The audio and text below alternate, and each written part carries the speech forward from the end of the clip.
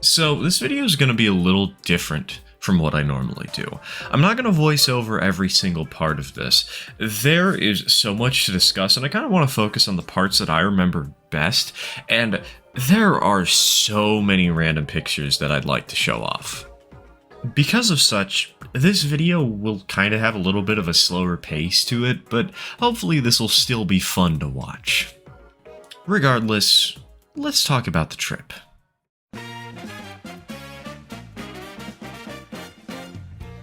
The start of the trip was a bit of a pain. We took the bus for the first leg of the trip. Now, I know there's light rail in the background. I didn't get any photos or videos of the bus.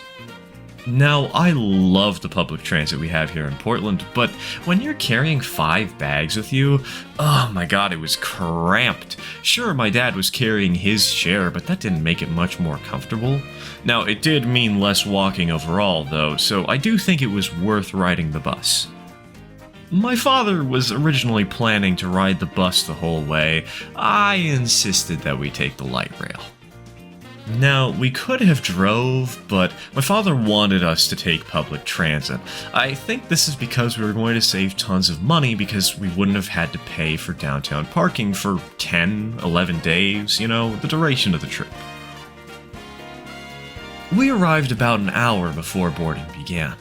Portland's Union Station is gorgeous. It's quite the spectacle to see, though unfortunately a side effect of the big open room is echo. It's hard to make out what the announcements are actually trying to say.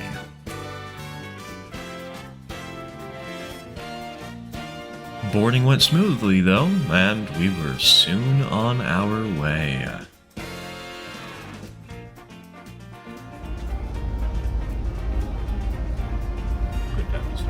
No. With 2.5 days of travel ahead of us, there wasn't a lot to do. It's kind of funny though, since you would expect me to use that time to just be relaxing, right? I had just spent 2 weeks focused on the Little Loop series, and I needed a well-deserved break. Well, it was definitely downtime. I did relax, I did get a break, but with so little to do, I also found myself planning for the channel a lot. As you can see, I got plenty of recordings of the scenery. As I was editing down the Little Loop series, on episode 2, I actually wound up using all of the background footage that I had. I recorded about 20 minutes worth, and the video was about 23 minutes long. Now, that video was a bit longer than usual, but this instance kind of forced me to rethink how long the background footage should be, just in case a video goes longer than normal, and it also got me thinking about whether Minecraft was the right choice for the channel. With the trip coming up so soon, I realized that I could just grab footage from out the window of the train. There's great views, constant motion from the train itself, and occasionally passing trains and other equipment to nerd out about. Unfortunately, the first couple of recordings I got were not as good as I'd like. I got a bit of the window frame in the video, and while I could probably get away with it having it there, it would just tick me off, you know? So unfortunately, my recordings of the Columbia River Gorge are gonna wind up unused. I did get a second chance to record on the return trip, but we'll talk about that when the time comes. I did get a couple of nice pictures along the gorge, though, especially as the sun set on the horizon.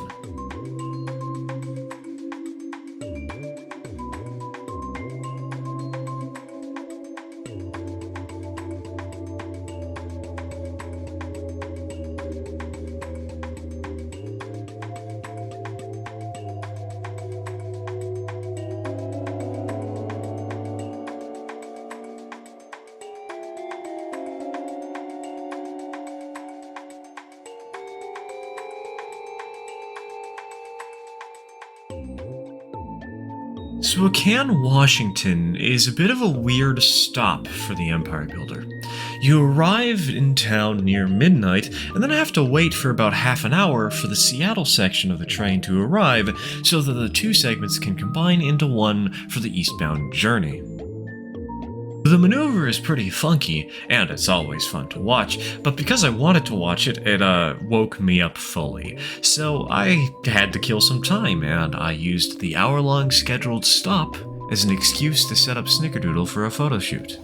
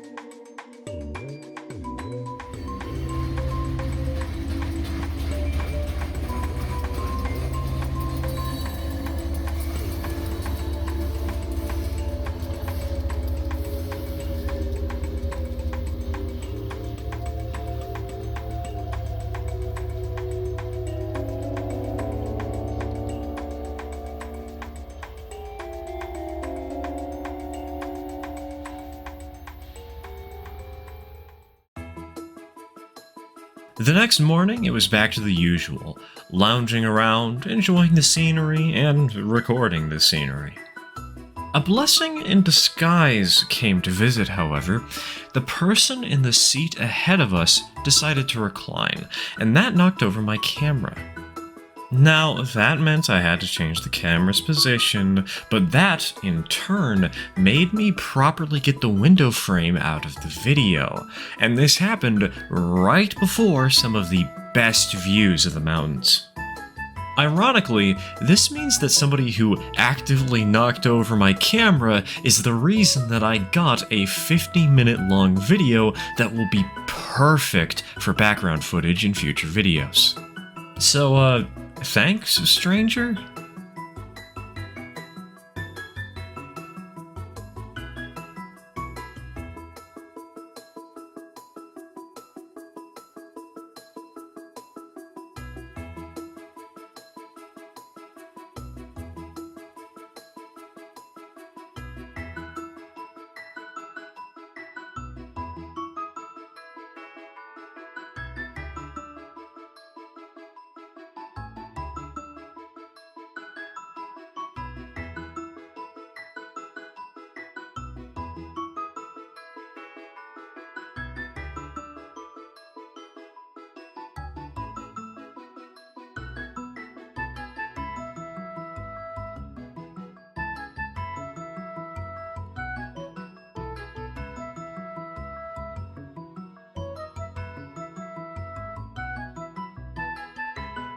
The roaring prairies of eastern Montana and North Dakota are quite the sight to see, though it does get a little bit tiring after a while. Once the charm had worn off, it was the perfect time for my father and I to try setting up the Little Loop Railroad in the lounge car. Though, thanks to the tables being too thin, and the freight cars slipping and sliding with the sway of the train, we just wound up running Snickerdoodle back and forth on a small stretch of track.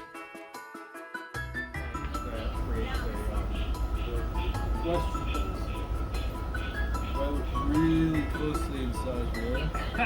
Is there a small thing inside there? You know, we could 3D print that. We could do it.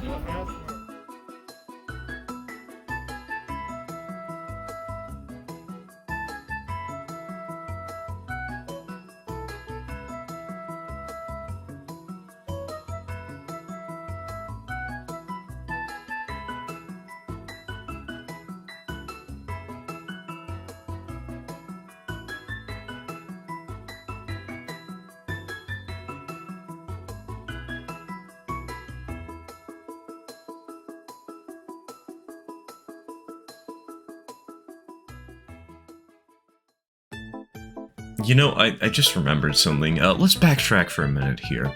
I forgot to ramble about a few weird things that happened on our journey. Somebody boarded the train in Portland with a broken wrist.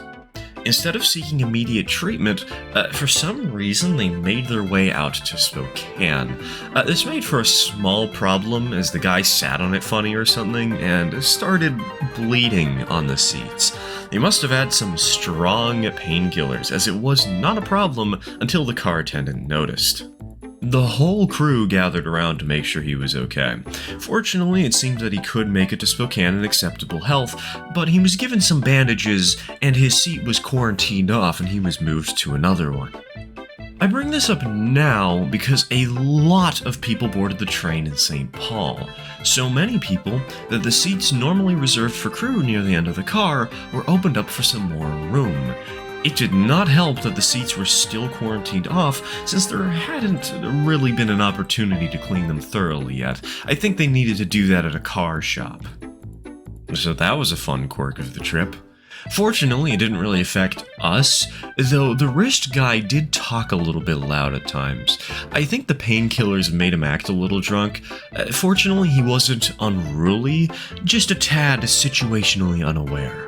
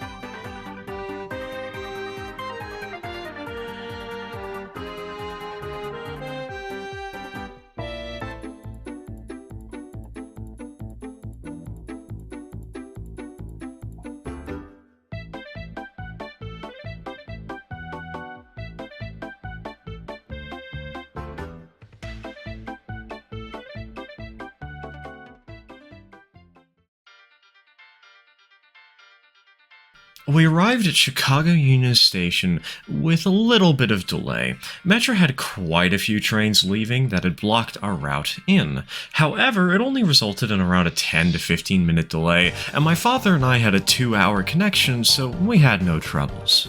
We were soon on our way to Michigan via the Père Marquette. Sadly, the train only runs late at night, so we didn't really get many great pictures on it. Grand Rapids, Michigan was a fun time. I don't want to talk too much about family matters. Not every part of a person's life needs to be online, but we had a good time staying with my father's sister. They had a small spare room prepared for us with a couple of air mattresses. On our first day, after grabbing a rental car, our priority was visiting 2 train stores. One of them was Ryder's, which sadly only had a single diesel as the entirety of their ON30 representation. I did consider buying an N-scale model of the 50th anniversary Amtrak engine. It happened to be one of the 2 engines on the head of the Empire Builder on our way out, so I thought it would be a cute souvenir. But while it would have been fun, I decided to save my money for another part of the trip. Something kind of funny happened here, though. Someone working there actually follows the channel. It was nice chatting with them. We had a good conversation about a scratch build they made. I think the funniest part, though, is that neither of us realized until I had already left the shop. We only found out over Discord. Even if I didn't get much, Ryder's was awesome. If you are ever in the region, at least check it out for the environment. I'm sad I didn't get more pictures of the place because, man, that was an excellent example of a professional hobby store. It's kind of funny because we had quite the contrast with the next location.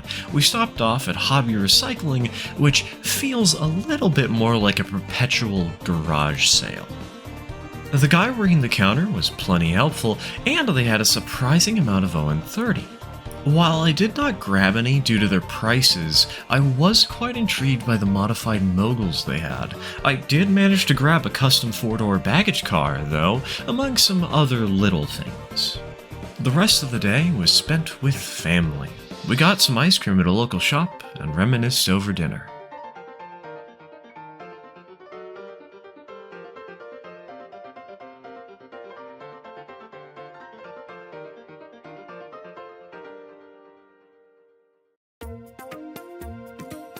We hit the road to Detroit the following day to visit more family. My father wanted to stop off at Greenfield Village, by the Henry Ford Museum, along our way. He was there for the history more than anything, so we spent most of the day checking out the many historical buildings there. I enjoyed myself, but he definitely had more fun than I did. Personally, I was more excited for the small railway they have. It's mostly just a loop of track, but there was a roundhouse to explore with a couple of engines in there. I was hoping to see the Mason bogie running, but unfortunately, word from the volunteers is that her cab gets too hot most of the time, so unless it's early spring or late fall where the temperatures are cool, they're not gonna run her. We still got a great look at her though. Shoutouts to the volunteers Jim and Earl, who were a blast to chat with and had some great extra information on the trains they had there. Now, while they weren't running the Mason bogie when we visited, they were running a gorgeous American. Specifically, the Detroit and Lima Northern Railway number 7. I took an unhealthy amount of videos of her running. I just love the way that she looks. Maybe inspiration for a future paint job on the channel, hmm?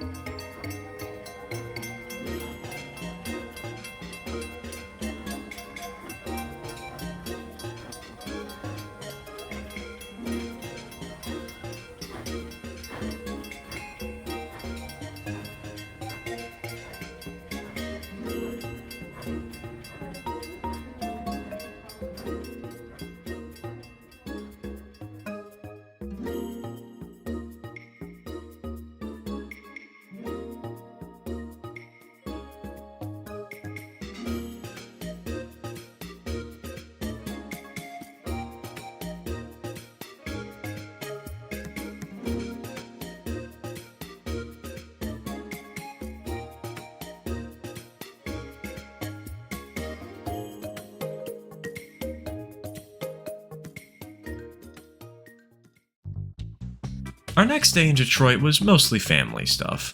The most interesting thing to write home about is learning that apparently Coney Island is slang for hot dog in some places. So, funnily enough, my father and his brother wanted to go to a sit-in restaurant for lunch and said we should not go to one that I suggested because they thought it was only hot dogs because of the name.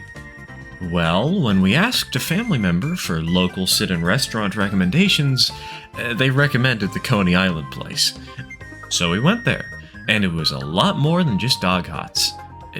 Why did I write dog hots in the script? We obviously had the cookout, where I got to run the little loop railroad. About 15 family members made it out for some nice burgers and a little reunion of sorts. Unfortunately, one of my father's brothers couldn't make it, but the other two did, and of course his sister made it too. After that, we had a few days in Grand Rapids again before we headed home. I forgot to mention we were staying with a dog. Her name was Honey, and unfortunately she's less than a year old but heavier than your average washing machine.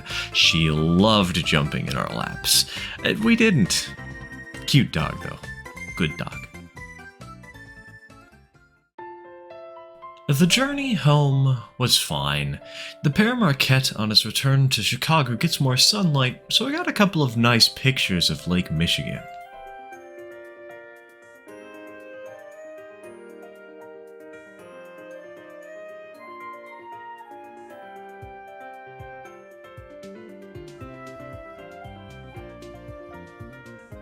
Our layover in Chicago was pretty long, so my father and I got out to a couple of places we wanted to quickly visit. First on the list was Ogilvy. If you're ever stopping in Chicago, this is an excellent rail fanning spot. It's a busy station, and so long as you don't board the train, you can go out onto the platforms without buying a ticket. Unfortunately, it was raining pretty hard, which got both myself and the contents of my backpack absolutely soaked. To make matters worse, my father and I actually got lost looking for Ogilvy. We went the wrong direction. We also stopped off at the Berghof, which was surprisingly quiet for how big my father said it was. I guess the small thunderstorm that was brewing had most people avoiding going outside unless necessary. The food there was nice, and the atmosphere was phenomenal. I personally loved the in-house root beer that they had. Eventually, we boarded our train for the return trip to Portland, and the rest of the trip was pretty uneventful. I did get some more cool pictures and some better background footage, though.